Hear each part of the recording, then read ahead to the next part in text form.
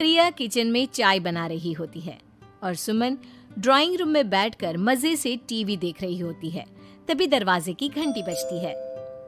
प्रिया, जरा देखना तो कौन आया है। देखती हूँ मम्मी जी। प्रिया दरवाजा खोलती है तो सामने पड़ोस वाली विमला आंटी खड़ी होती है। नमस्ते आंटी जी, कैसी हैं आप? मैं तो बिल्कुल ठीक हूँ बेटा, पर तेरी सास को क्या हुआ है? आजकल कहीं दिखती ही नहीं है। जब देखो तब टीवी के आगे जमी रहती है। अंदर तो आइए आंटी। अरे ओ दीपक की अम्मा, कहाँ हो? अरे विमला, आओ आओ, क्या बात है, बड़े दिन बाद याद आई तुम्हें मेरी। मैं तो हमेशा ही तुम्हें याद करती हूँ, पर तुम ही गायब रहती हो और आजकल तो बाहर भी नहीं आती जाती। तबीयत तो ठीक है ना तुम्हारी? अरे तबीयत को क्या होना है, इस उम्र में तो कुछ ना कुछ लगा ही रहता है। मेरी छोड़ो, तुम ये बताओ कि क्या चल रहा है गली मोहल्ले में। तुम गली मोहल्ले की छोड़ो, चल तो तुम्हारे पड़ोस में रहा है। तुम्हारी नई सहेली आई है। मेरी कौन सी नई सहेली? मैं तो यहाँ बस तुमसे बातचीत कर लेती हूँ या फिर बाजू वाली शर्मा की बहू से दो चार बातें कर लेती हूँ। इसीलिए तो कहा कि तेरी नई सहेली आई है। अब कोई पड़ोस में आया है तो बात तो होनी ही है। कम से कम इसी बहाने हमारा भी एक ग्रुप बन जाएगा। फिर सब मिलकर अपनी बहुओं की शिकायतें किया करेंगे। दोनों हंसने लगते हैं।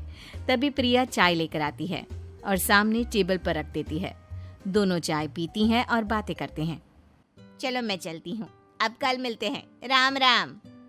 अगले दिन प्रिया किचन में कुछ काम कर रही होती है और सुमन आराम से सोफे पर बैठकर मटर छिल रही होती है। तभी डोरबेल बजती है। प्रिया दरवाजा खोलती है तो सामने उनकी नई पड़ोसन खड़ी होती है।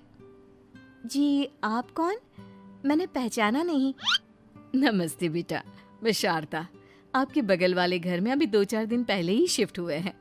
ओह अच्छा। नमस्ते आंटी, अंदर आइए ना आप। देखिए तो मम्मी जी, आज कौन आया है।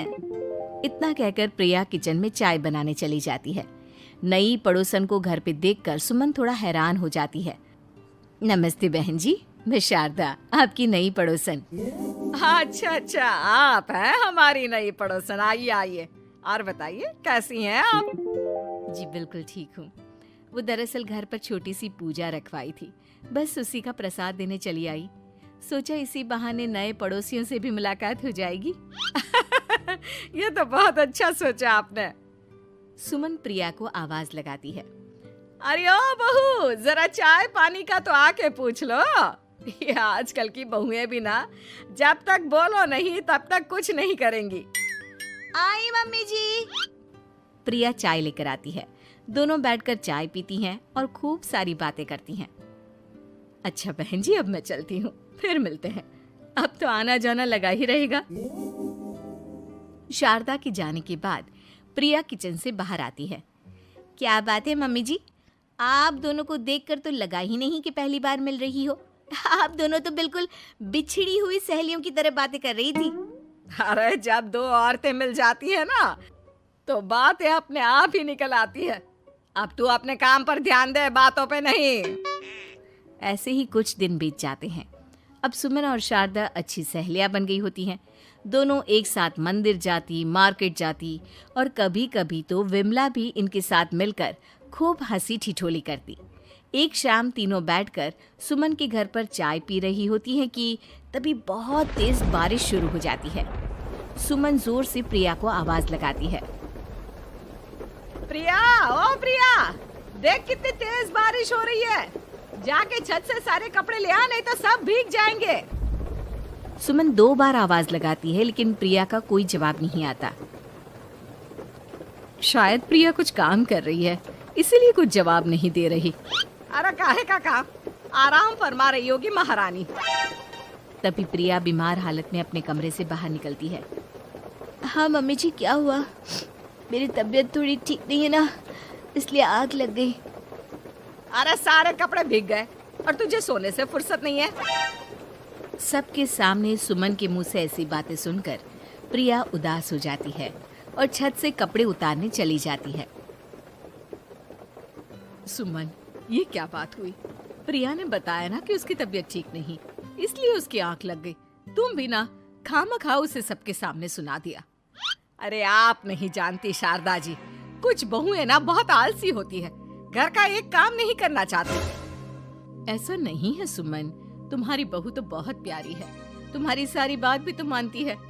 हाँ सुमन, तुम प्रिया के बारे में ऐसा क्यों सोचती हो?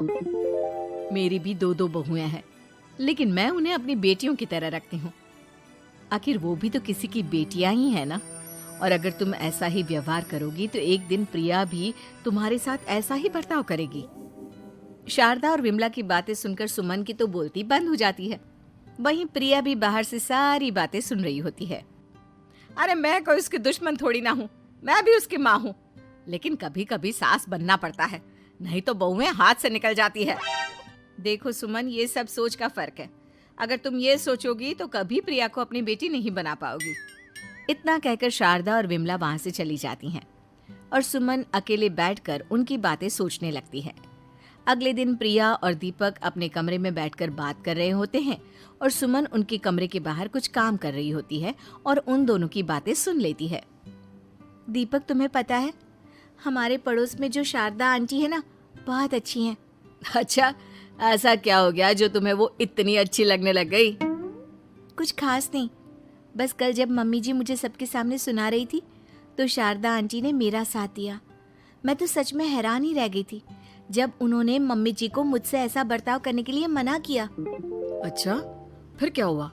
होना क्या था, शारदा आंटी तो मम्मी जी को समझा ही रही थी कि बहू को भी बेटी की तरह ही रखना चाहिए, लेकिन मम्मी जी तो मम्मी जी है ना, उन्हें तो मुझ में हमेशा कमी ही दिखती है।